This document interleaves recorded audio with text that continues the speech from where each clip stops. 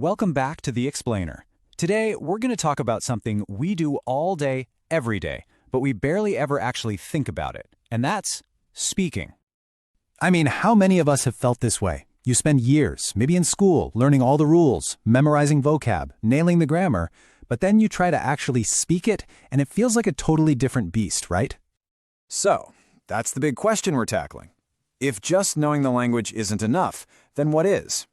Well, it turns out that speaking is way more complex and, honestly, more fascinating than just spitting out grammar rules.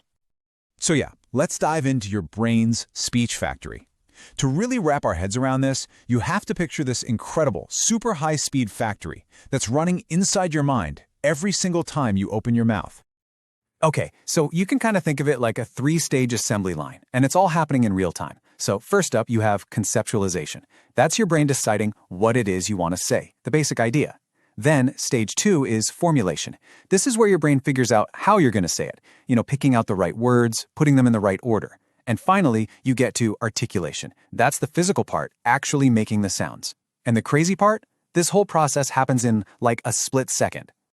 But wait, it gets even cooler. While all that is happening, our brain is also running quality control at the same time. It's this process called self-monitoring. You know how you sometimes catch yourself about to say the wrong word and you fix it on the fly? That's what this is.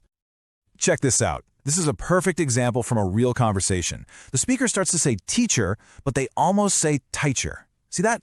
Her brain's self-monitoring system catches that little slip-up and fixes it instantly, before the word is even fully out. It's like this tiny, lightning-fast live edit.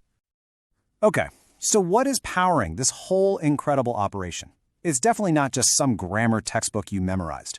The truth is, fluent speakers are tapping into this huge kind of hidden library of secret knowledge.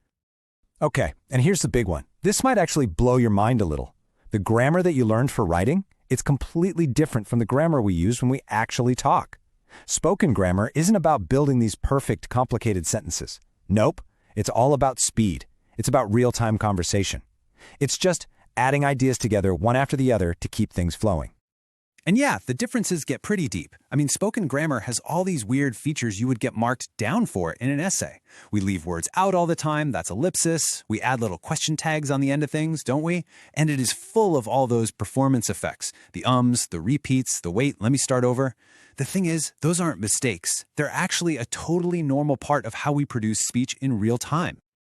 So, what's the secret sauce for fluency? Well, get this. Fluent speakers don't build every single sentence from scratch, word by word, like they're playing with Legos. No way.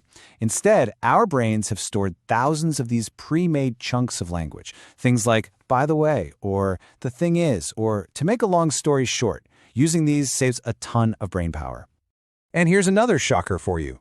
A vocabulary of just 2,500 core words that covers almost 95% of all spoken conversation. 95%. It just goes to show fluency isn't about knowing a million words. It's about how good you are at using that core set, especially in all those handy little chunks.